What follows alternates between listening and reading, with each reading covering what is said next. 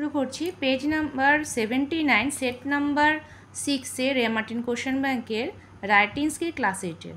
তো দেখো এখানে 3টে রাইটিং স্কিল দিয়েছে। প্রথমটা বলছে right a paragraph on spending a moonlit night in a forest guest house. তুমি ফরেস্টের কোনো গেস্ট হাউসে এক রাত ছিলে, সেই জ্যোৎস্না রাতের বিবরণ তোমাকে দিতে বলা হয়েছে, মানে সেই রাতে তুমি কীভাবে তোমার রাতটা স্পেন্ড করলে। তারপরে বলেছে write a paragraph on your favourite season, তোমার প্রিয় ঋতু সম্পর্কে বলেছে। নাম্বার 6 বলেছে write short story to friends and a bear using the following points. এখানে বলেছে দুটো বন্ধু এবং তার একটি ভালুকের গল্প। তো এটা অলরেডি করে দেওয়া আছে। ইউর ফেভারিট সিজন এটাও করে দেওয়া আছে। তো আমি শুধু 5 নাম্বারটাই তোমাদেরকে ভিডিও করে দেখাচ্ছি। ওকে, তো হেডলাইন লিখে দেওয়া হলো spending a moonlit night in a forest guest house.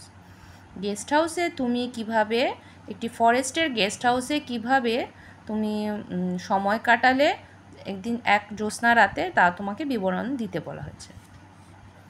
Last year I went to my uncle, গত বছর আমি আমার আঙ্কেলের কাছে গিয়েছিলাম। Who is an officer of Rajabad forest, তিনি রাজাবাদ ফরেস্টের একজন officer. There I stayed in the forest guest house just for one night, সেখানে আমি এক রাতের জন্য সেই ফরেস্টের গেস্ট হাউসে ছিলাম। ইট ওয়াজ আ মুনলিট নাইট, তখন রাত্রি ছিল জ্যোৎস্না রাত। From the balcony I could see a long distance clearly, balcony থেকে আমি অনেক দূর পর্যন্ত স্পষ্ট দেখতে পাচ্ছিলাম। The nature looked beautiful from the balcony, প্রকৃতির দৃশ্যটি অপরূপ সুন্দর লাগছিল যা বেলকনি থেকে।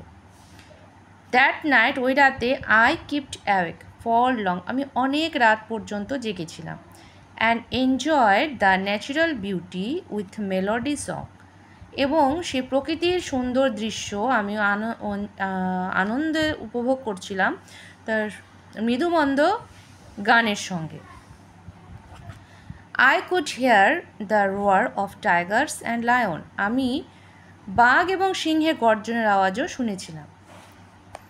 Frequently the owls Cry and the sound of other birds reached my years, তাছাড়াও প্যাঁচার কান্নার আওয়াজ এবং অন্যান্য নিশাচর পাখি যেগুলো থাকে তাদেরও আওয়াজ আমার কানে আসছিল। I look like the moonlit night of the forest guest house, আমার সেই জ্যোৎস্না রাতে ফরেস্টের গেস্ট হাউসে থেকে আমার খুব ভালো লেগেছিল। তো হয়ে গেল তোমাদের একটি প্যারাগ্রাফ।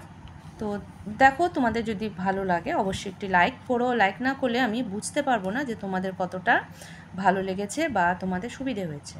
আর যদি সত্যি কোনো উপকার হয়ে থাকে তাহলে তোমরা এই ভিডিওটি অবশ্যই শেয়ার করো।